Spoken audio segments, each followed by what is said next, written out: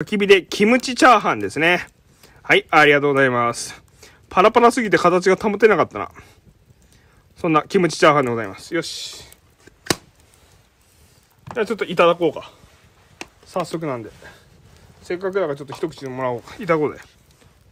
まあ動画用と食べるようで分けてもらって。はい、ありがとうございます。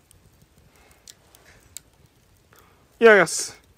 焚き火で、なんだっけ。キムチチャーハン。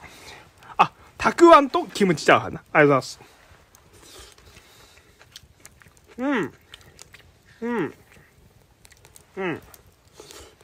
パラパラだね。パラパラなのはいいんだけど、